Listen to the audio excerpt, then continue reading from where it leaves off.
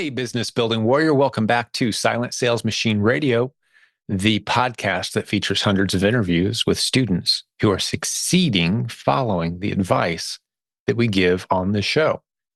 That's right. The vast majority of the interview episodes that you'll hear on our show, which most of our episodes are interviews, are students of the Proven Amazon course who have built a beautiful business and gone on to succeed in ways that inspire all of us. And we love learning from them.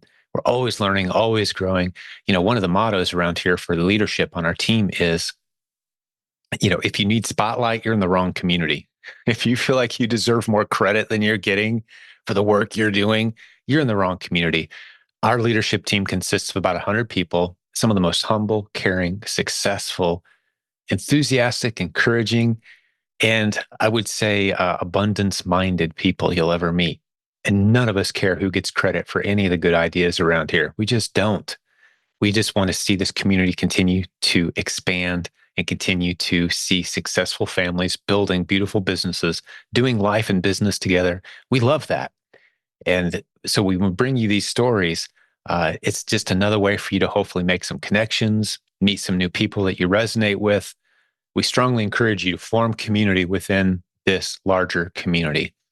There's no official setup for us to push you into a mastermind group, but we do have a Facebook group where you can figure out who lives near you and you can see who happens to be near the same big cities that you're near, for example, and reach out to those people and form masterminds. I'm constantly pleasantly surprised by people who report in and say, yeah, we've been meeting for a year and a half over here, mid-central Ohio or whatever, right? These groups just form organically. We love that.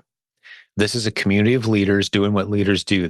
We're out there busy, working, building, serving, and it's a very flat organizational structure. We invite you to come on in. This is a community built for people who want to take the internet seriously as a business building tool and launch and grow multiple streams of income with a focus on Amazon. Why Amazon? Because, of course, as we've mentioned many times before, that's where about half of all retail activity on the internet happens every day. We're also getting really excited around here about Walmart. We've always been excited about eBay. It's kind of like a third place, as far as how much money you can expect to make. Right now, it's kind of Amazon's number one, Walmart's number two, eBay's number three. It's the typical lineup that most people have. But you may find that it's slightly different for you. That's just talking about where the eyeballs are, where the shoppers are, where the lowest hanging fruit opportunities are. But today's episode is going to be another great Coach's Corner episode because we're bringing on Brian and Robin Joy. They recently interviewed Debbie Shadlock. She's one of the great coaches on our team who lives in Canada. If you didn't know, we've got about 60 coaches. They live all over the world. We've got international coaches that can help our students who live outside the United States. Because as you've probably heard us say before, it doesn't matter where you live. You can do the business models we teach here. You can do them from anywhere. We've got students who buy and sell in the United States for a living as their full-time income on Amazon without ever seeing or touching their inventory because they're doing it from another country. These strategies are all taught in the Proven Amazon course, by the way, provenamazoncourse.com. If you want to have a conversation with our team about your business and see which of our tools and services, our free services, or maybe some of our low-cost services might make the most sense for you, or maybe you're ready to go further faster and you want a one-on-one coach, one of the great leaders on our team who has succeeded in a big way and carved out a few hours a week to help others along the road, great mentor coach on our team might be a possibility for you. But let's have a conversation about it. You can go to silentjimdotcom/book a call, all one word, silentjim.com/book a call. Get on our schedule. Let's have a half-hour chat about your business, your goals, and see how we can help you get there. Well, today we're going to jump over, like I said, we're going to meet Debbie. We're going to hang out a little bit with Brian and Robin Joy. We're going to talk about international selling, cross-border selling a little bit. Lots of interesting topics today. So glad you're hanging out with us. Enjoy this episode of Silent Sales Machine Radio. Let's jump over and turn it over to Brian and Robin. Welcome back to Silent Sales Machine Radio. We are your co-hosts. I'm Brian. And I'm Robin Joy. And this is Coach's Corner. Hi, everybody. Thanks for joining us today. We have a special guest with us. Yes, we do. Someone we met at the Proven Conference this year. Welcome to the show, Debbie Shadlock. Thank you. It's so nice to be here. My goodness. We're so stoked to have you. You know, we had a few short conversations while we were in Orlando. But then we were like, and I went to your session, the cross-border selling session, which was very enlightening. And we just thought it'd be awesome for you to come on the show. And, you've got a different perspective than us for sure, because we deal primarily with candidates or coaching clients in the United States. But being north of the border, joining us from, why don't you tell us where you are? So I live in Windsor, Ontario, Canada, right in the middle. I'm right across from Detroit, Michigan. So, Okay. Yeah. Robin was asking me, like, where in Canada? And I was like, I think it's over in the Northeast somewhere, but I No, don't remember exactly. well, middle. Middle. Yeah. Close to where my brother used to live. Yes. Yeah. Yeah. So I think we've been up near that neck of the woods a time or two, right? Yeah. Hamilton, Ontario. We've been there. I think we've been. Yeah. So. Okay.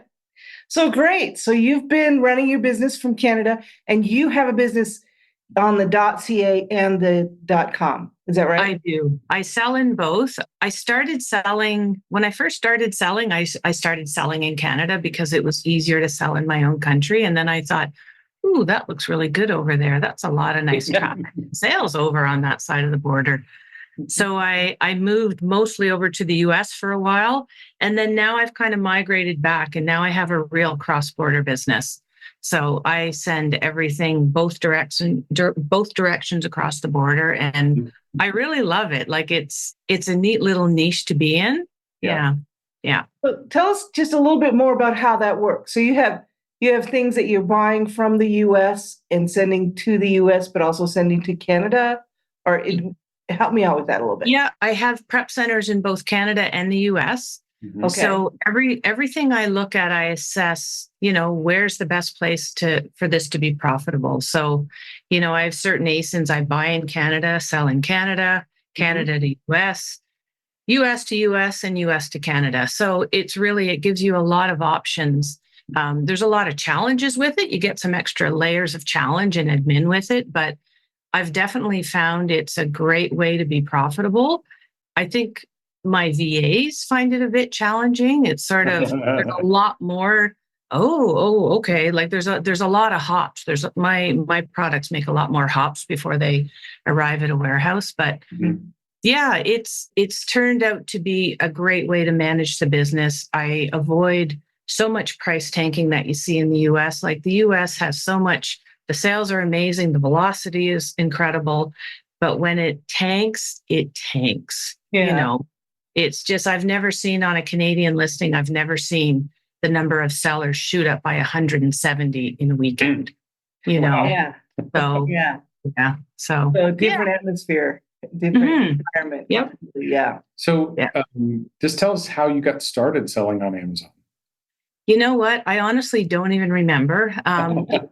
It's been a long time ago. Like I really started selling in 2018, but I poked around for a while, and I just always wanted to have my own business. I never knew what I wanted it to be. And when I stumbled into this, like, okay, FBA, what does that mean? Oh, you can sell stuff. Like, I don't know what it is. When I saw it, I thought that's the thing to try. That's the thing to try, because it's not like eBay. I don't have to have a house full of products. And then later you find out, oh, that kind of happens anyway. Just buy, But, I just knew it was I knew it was the thing I wanted to try. And then I'm the biggest slowpoke on the planet. My first 2 shipments were 2 years apart. Oh, wow.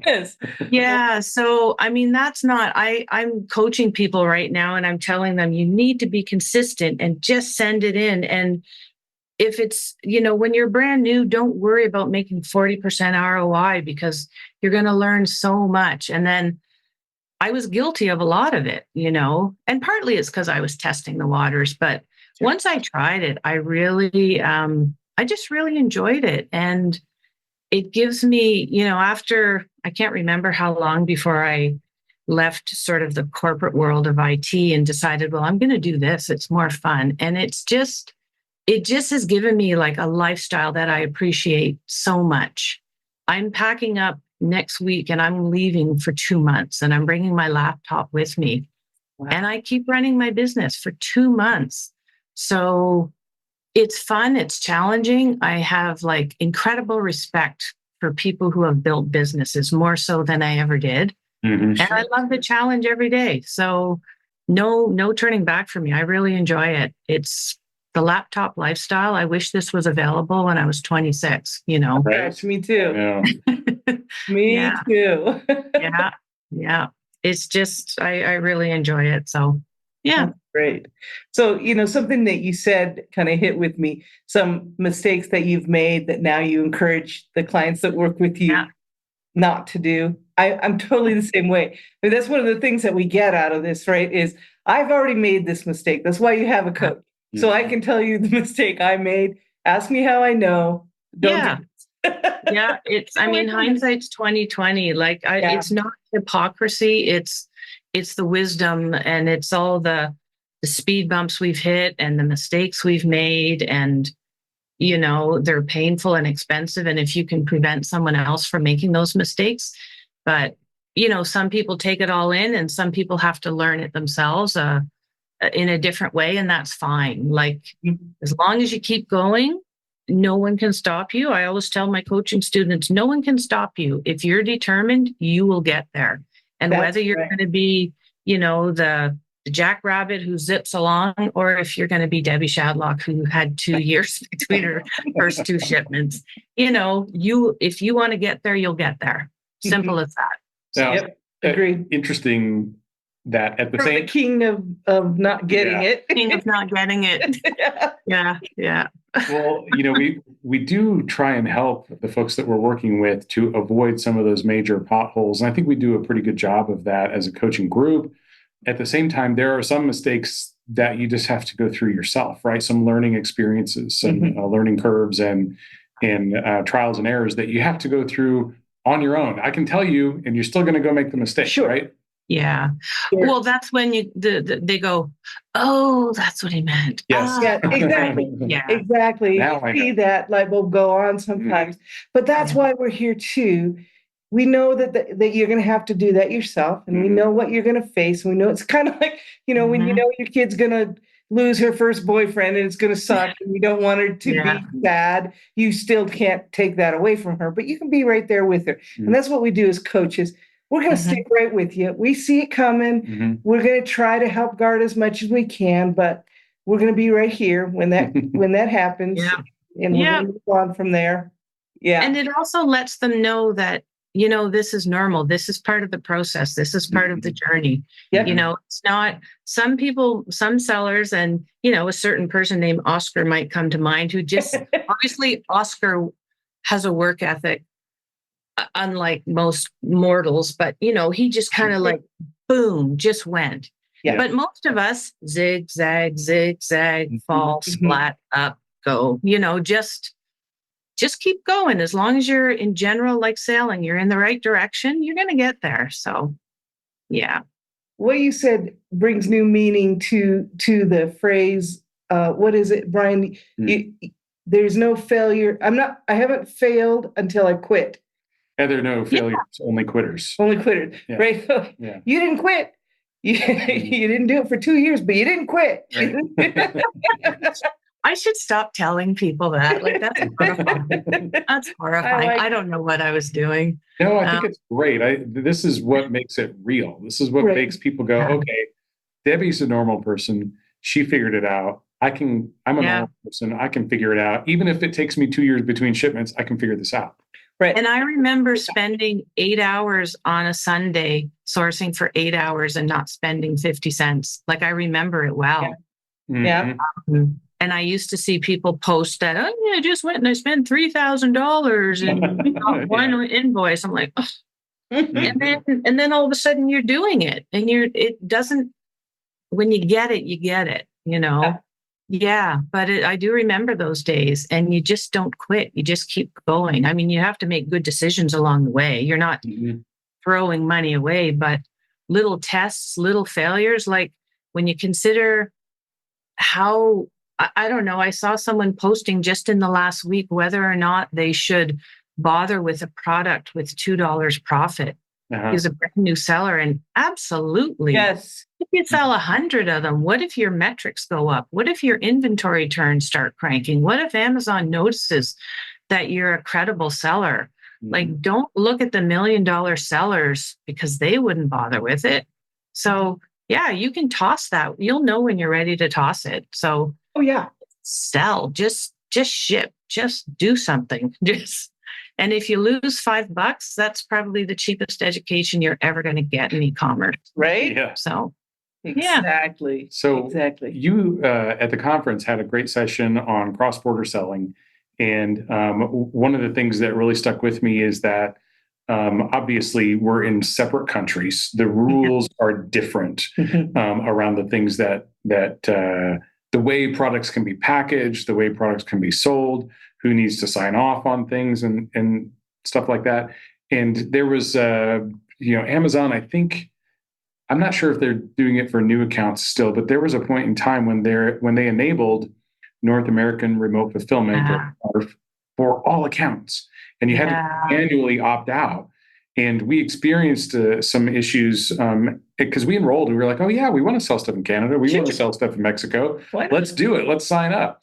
And ran into eventually some account health challenges because of the way things were being flagged on the Canadian side, and our Canadian account health score was like in the toilet. So what are some of those things that come to mind for you that would be easy things for us to avoid potential pitfalls? Yeah. So I remember when that email went out, and they just should not have just blanket auto-enrolled people in NARF, or now it's called remote fulfillment with Amazon or FBA. Yeah, like it's a great premise, and it is a good little tool. I use it myself, actually. Sometimes when I have inventory in the US that I wish I hadn't sent over there, rather than recall it to Canada, which costs a fortune, I just turn on remote fulfillment and I let Amazon ship it to Canada for me.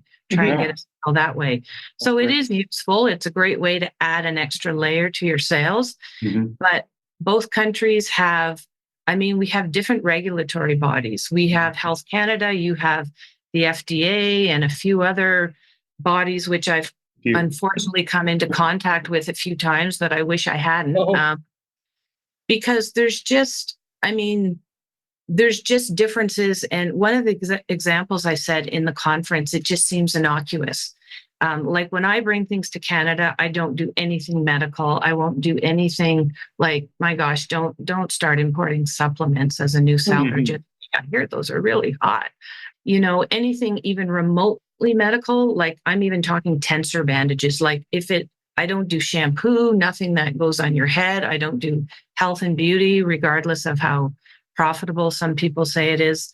So those are maybe the more obvious ones. And if you go in either country and Google around, restricted imports into US or Canada, you'll get a list.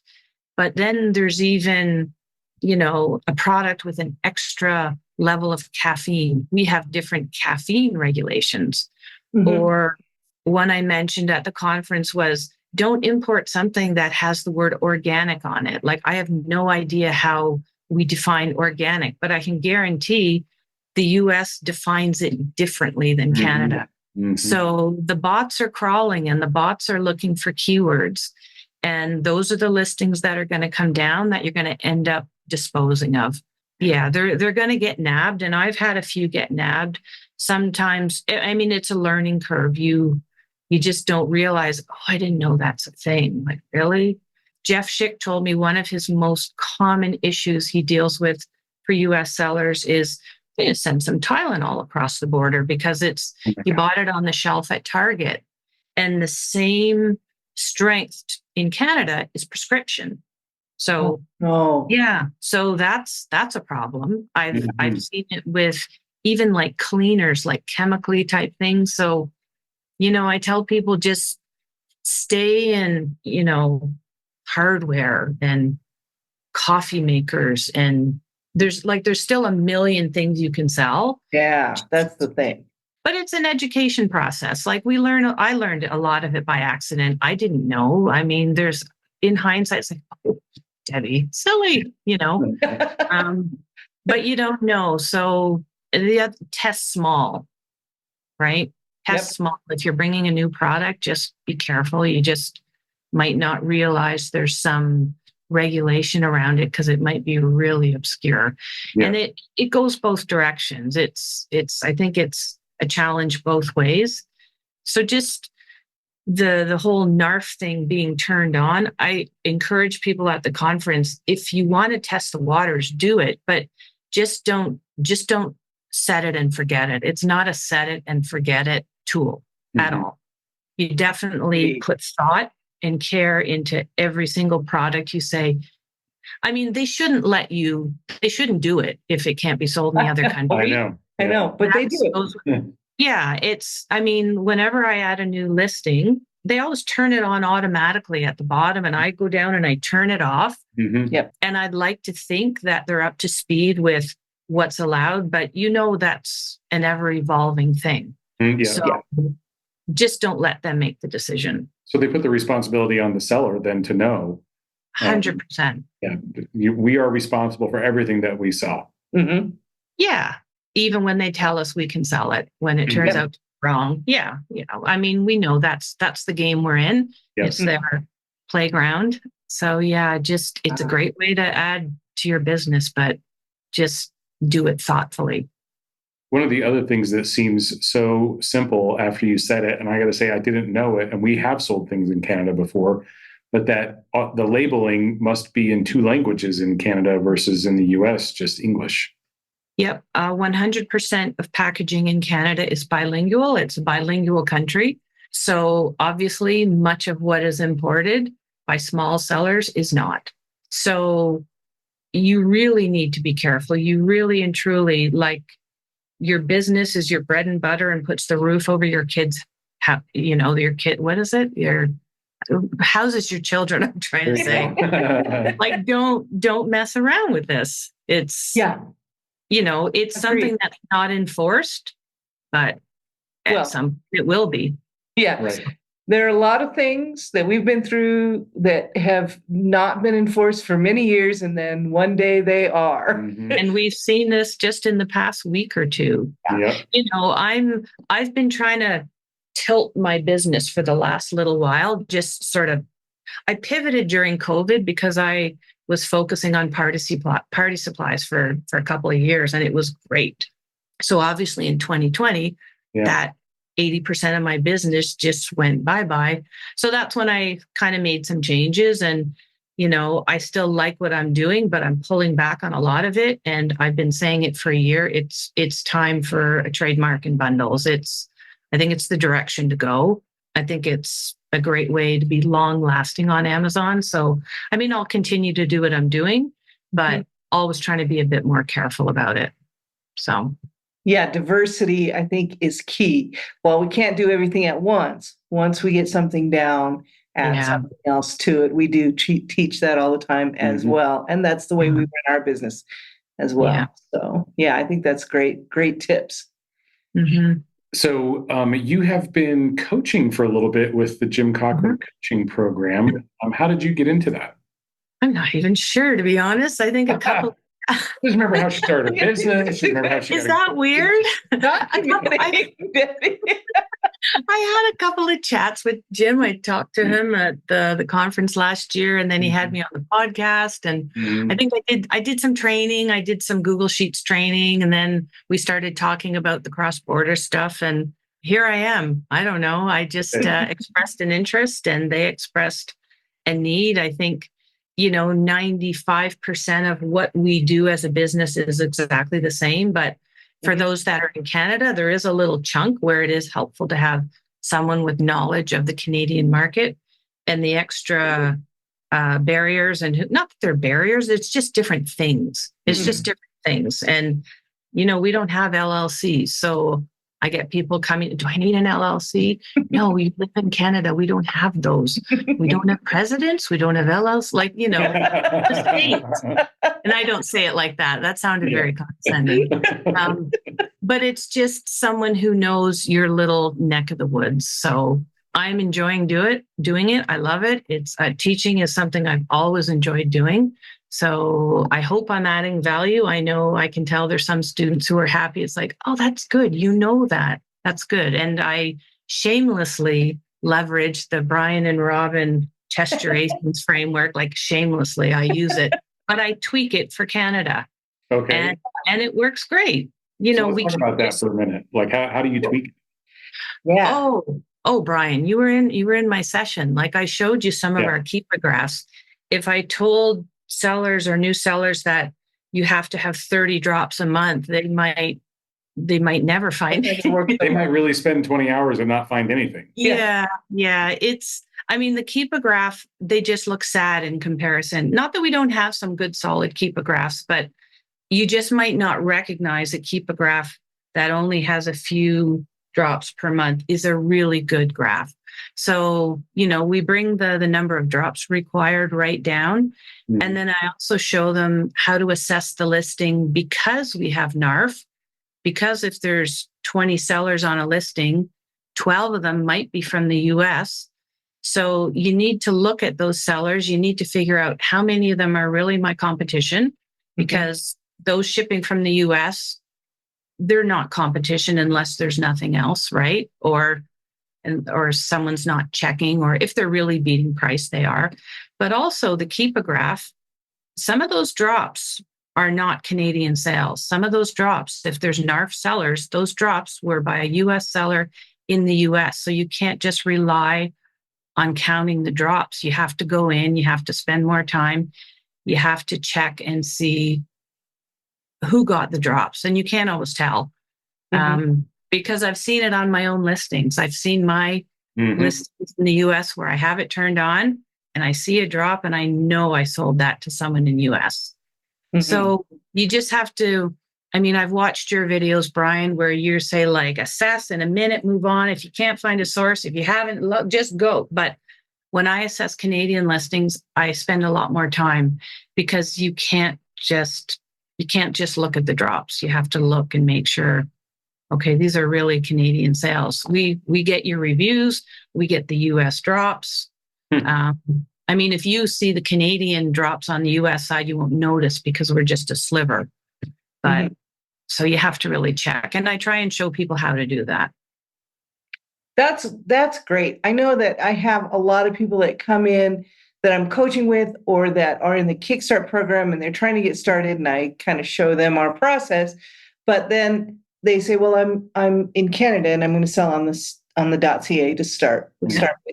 And I tell them, I know you need to make some adjustments there. So you'll have to do some experimenting.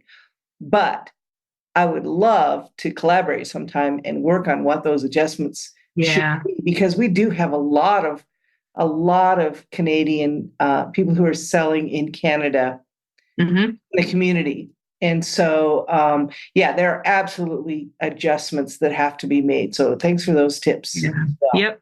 No, glad to help. Glad to share the knowledge. So any common questions you get from your coaching clients? And do you work exclusively with Canadian clients, or are you cross-border with coaching as well? I don't work exclusively with Canadians, but I am getting the majority. Like the majority of my students are either in Canada or I get some US sellers who want to sell in Canada. I have coached some people who are like US, that's because I know how to buy and sell in the US as well. But I think maybe when the students are being divvied up, it makes sense to give me the ones who are interested in Canada. So, and sorry, what was the question? We asked, what questions do I get? Yeah, sort of common questions. Are you getting any themes from the folks that you're working with? The most common theme is the struggle to get started without any doubt. And we talked about that at the beginning. So I spend a lot of time trying to help people understand how much they're learning when you spend those 8 hours on a Sunday and you haven't spent 50 cents. Maybe it's a good thing you weren't out shopping, right? But you spent 8 hours and you discarded a bunch of ASINs. You maybe learned a category or a brand you can't sell. You start to notice things. You start to notice sellers that maybe you can watch in the future. Like there's just so much learning. I hate to see people stuck and frustrated because they can't find things to send in, but yet I know it's a process they have to go through. So, I spend a lot of time addressing that. I spend a lot of time addressing specifics about cross-border because that's, as I said, I get a lot of questions on that. And then I try, once people get going and once they found a few ASINs, I probably focus on this because it took me so long to do this. And it's kind of silly because my entire career was in project management and business analysis. So process improvement. Mm-hmm. Yet my own processes for my own business, kind of loose goosey. I hear you. Yeah, like I used to write SOPs for Johnson and Johnson for years. Mm-hmm. Little did I ever think I was going to need SOPs to send my candy across the border. But you can't grow, you can't scale without it. You can't delegate to a VA without systematizing it. And you can't do it. You're not going to grow unless you're measuring things. Like I always tell people, take a look at all the metrics Amazon is giving you. They're there for a reason. They're not making these dashboards because inventory score, Mm-hmm. They're important. Look at your inventory score, look at your inventory turns, look at everything they're giving you. If they're giving it to you on a platter, it means they care about it. And not only do they care about it, but you should care about it, because getting that inventory score up a little bit, or getting, your refunds from 4% to 3% can have a massive improvement in your business. Absolutely. So I try once we start getting some ASINs, process around, stay on top of them, replenish them. Don't let it be, I think we need some of those. And, Yes. and I did that myself for a long time, and business was really good and it was great. But, you get to a point where you're not going to grow Mm-hmm. unless you put some of that in place. So those are mostly the things I focus on so far. I agree. I think you made a really good point there. And if I'm making the same point, I'm going to say that I do talk to people about, even though you're only doing it yourself right now, whether it's packaging or choosing ASINs or going shopping, whatever those things are, you can make a different decision every time you touch an ASIN. You can make a different decision every time you package an item, but you will never be able to get somebody to help you with that if you don't standardize that system. So I encourage people to always think about what are my standards, even if I'm making exceptions, that I want someone else to, take over for me someday when I don't want to do this all myself, or when I'm too big to be able to do it myself. Yeah. Well, even, starting from the framework, which I leverage from you guys all the time, it's a framework gives you, at least what you did. When you look back, it almost doesn't even, I can't say it doesn't matter what the criteria is, but it's more important to have criteria. Yep. So you look back and say, that's what I was using. I was using X drops per month and 40% ROI. And then you can assess how it went, and then either adjust up or down. But if you just did it on gut feeling, how are you ever going to measure whether your decision-making process is solid? So Same thing goes with everything we do. I've spent the last 2023 was the year of VAs that got let go. And then 2024 is the year of doing it again. Like, I've stayed away from bundles because I'm trying to get the processes, and it's worth it. It's worth it to put the time in. I'm going to be on the highway next week for 3 days driving out to the East Coast, and my shipments are going to keep going. So, I'm going to ask you about that. So you said you're going to be away for a couple of months, right? Yeah. Do you have in-market resources who are helping you with your, ordering? Or maybe, I guess they don't have to be in market just for ordering, right? Yeah. So I still do all the ordering, but I have one VA, and I share these VAs, one VA for sourcing, and then another VA just for managing the shipments through from purchase to being shipped to Amazon. Because so much of it is cross-border. I mean, I know we all have admin tracking our shipments, but when you've got duty and customs and declarations in the middle, it's a bit more. So the second VA will keep all that stuff going and providing the invoices for the declarations. And so it's good when you finally get it to work. When you get it dialed in. Yeah. Yeah. I mean, it's not perfect, but we're getting there. So, yeah.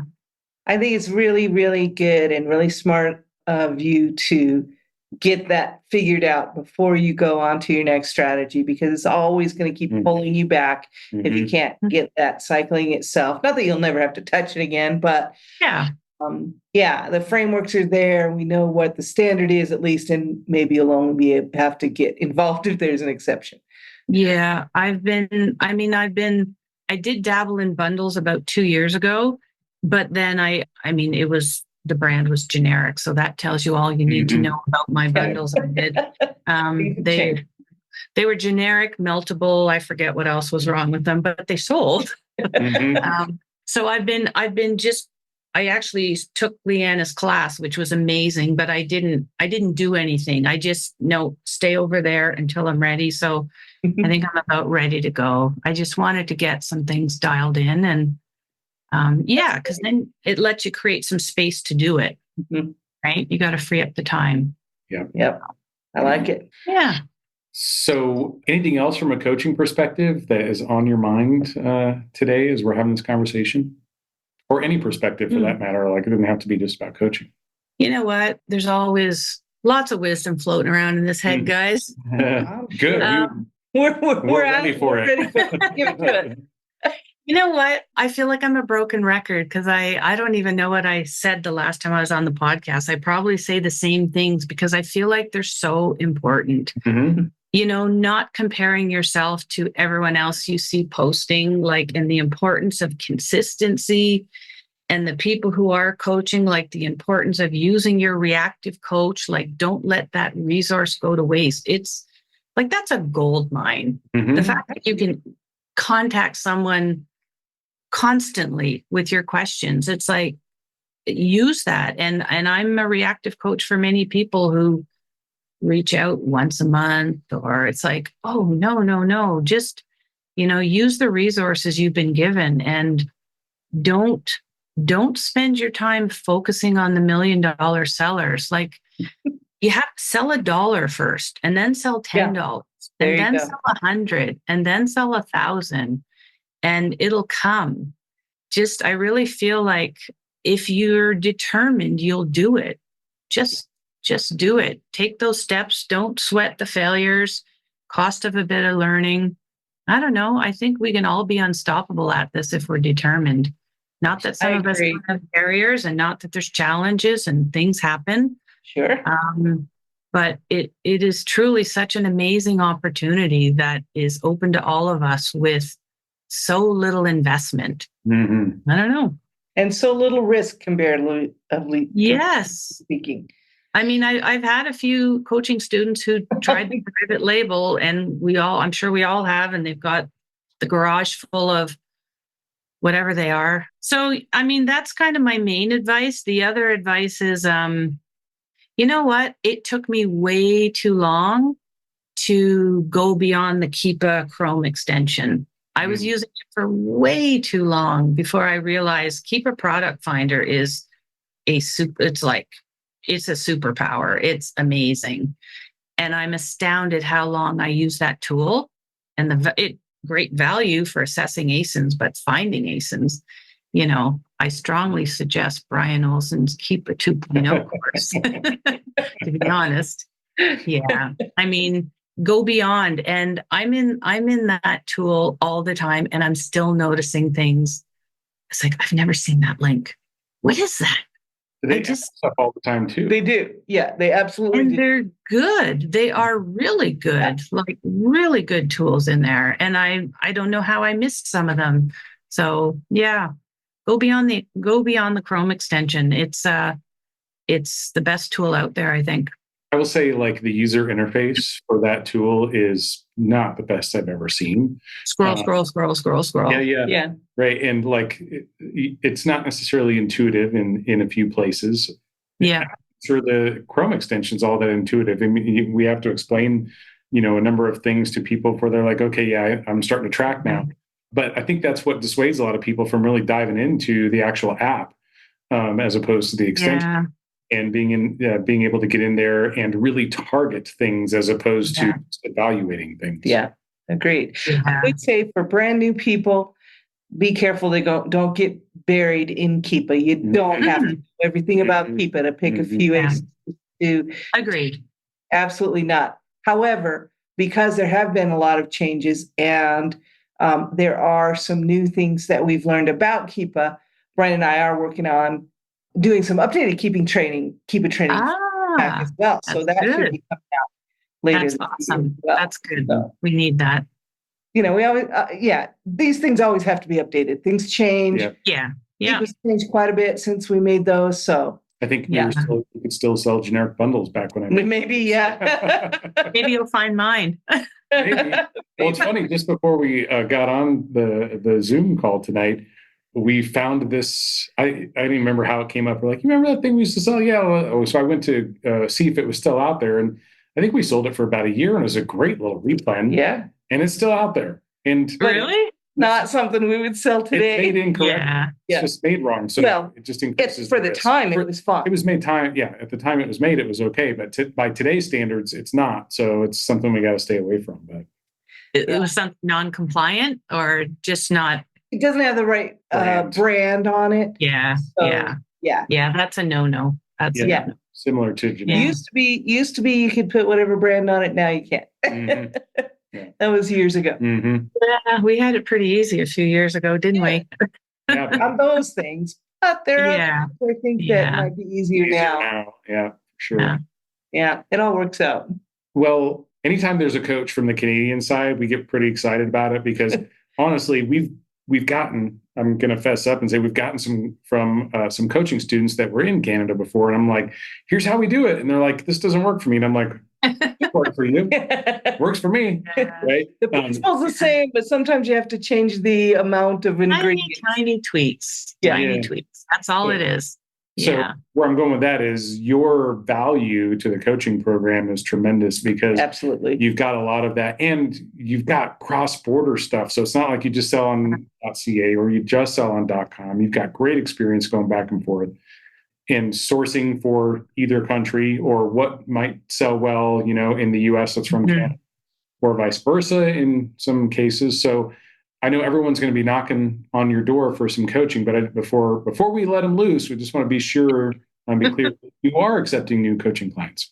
I am. Yeah. I still have some space. I mean, I've got a good number, but they're pretty, you're not talking to them every day. There's a bit of space. So I'm definitely open for some new students. Absolutely. Is this something you're going to do while you're away from home? Oh yeah. That's what I do. That's why the laptop goes with me. I spend 2 months out there and I run my business from my kitchen in Nova Scotia and do my coaching and do a few other things and then go to the beach in the afternoon. It's How cool. Oh, is that is awesome. That's yeah. I miss those IT conference rooms, I tell you. No. Oh, yeah, I could tell. Yeah. Well, so if anybody out there, if you're relating to Debbie and you're feeling like this is somebody that you would like to be your coach and you'd like to talk to someone at the coaching office, you can go to silentjimdotcom/book a call. And if you're interested in coaching, you can ask for Debbie by name and see if you can get her as your coach. Sometimes they'll do that. And sometimes it's just for a session or two, even if it's not a whole batch of sessions. Sometimes people just, I want one call about Canada, and that's fine. I'm glad to do that. Just get your questions answered, help you with whatever challenge you're having, and then go on your way, right? I've used that for one of my clients just recently, and you're a great help. Yeah. So Yeah. thank you for that. Yeah. To be clear, they need to be in the coaching program. You can't just get one Yeah. coaching session. Right, that's true. Oh, yeah. Yeah. Yeah, this is people who are already in the coaching program. Right. Yeah. Good catch. Right. Well, Debbie, I bet you have the same answer that we do when someone comes to you and says, man, my favorite replan just went away. And you're like, how you solve that problem? Get another one. Buy more. Get more ASINs. Yeah. Let's go find some more ASINs. Yeah, Debbie, we appreciate you coming on the program with us and sharing some awesome wisdom. Thank you so much. Yes, thank you so much. Well, thank you. It was a pleasure to be invited. It's fun to hang out with the Olsons. Likewise. You're too kind. All right, well, let's go test some more ASINs. All right, let's go test some more ASINs. Thanks, everybody. Thanks, everyone. We'll see you soon. Hey, before we let you go, we have a special segment that we do here once per week with our good friend Jeff Schick from jeffschick.com. He is a legal and policy expert for all things Amazon, Walmart, and other e-commerce platforms. And he always has great information and stories for us that can help us with our account health and our businesses. So Jeff, welcome back. Excited to hear what you have for us today. All right. Thanks for having me back. What we're talking about today is CSM brand reviews. So a lot of people have been hearing rumblings about, like big brands suddenly getting restricted for sellers. Some of those are actual brand gatings, which is where, Amazon says, hey, no seller can sell, for instance, KitchenAid going forward after this date.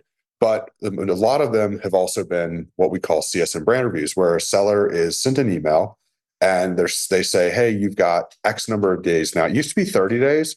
What we've been seeing lately is it's between 5 and 10 days, where they'll say you've got 5 to 10 days to provide us all of your invoices with the following. And it could either be a list of ASINs, or it could just say a brand name, which would mean any ASIN you sold for that brand. So it just depends on what they're checking. And then they expect that you upload all those invoices within the time frame. If you don't do it, then you'll get, what they'll do is they won't suspend your account. They'll just suspend your ability to sell that ASIN, and you'll become restricted overnight on all of those items after you pass the deadline. So the good news is that so far, knock on wood, Leah's been working on those for our clients. We've been able to get everybody back if they've been facing a CSM brand review. So all we have to do is just make sure we get all that documentation in order, submit it through proper channels, and then sellers are getting unrestricted and able to keep selling those products. So it sounds scary, but it's not as scary as as reality. And so if sellers are faced with it, we encourage them, hey, reach out to us, because we do have experience with helping through that. So especially if it's a brand that you're making a lot of money on, don't just let it disappear because you didn't fill out the documents properly. We've actually had other people that have used other services that have come to us and been told by there's 2 other big services in the space that told sellers that once you get a CSM that you can't sell that brand anymore. And even we're not successful with helping them. And we're able to take those cases on and win them for the sellers. So, and one of them I know is charging sellers like $3,000, and we're significantly less expensive than that. So Wow. It's, before you invest the money with them, I'd say, give us a ring because we can help out with the CSM. And if you're on retainer, that's covered as long as the CSM happens after you signed up for the retainer with us. Yeah, that's awesome. It's something that gives me a lot of peace of mind every day, knowing that I've got you on retainer, and I know so many other people in the community do as well. So if anybody's interested in that, you can check Jeff out at jeffschick.com. The link will be in the show notes for you. But Jeff, thank you so much for being on here today. Excited to see you next week. Likewise. Thank you.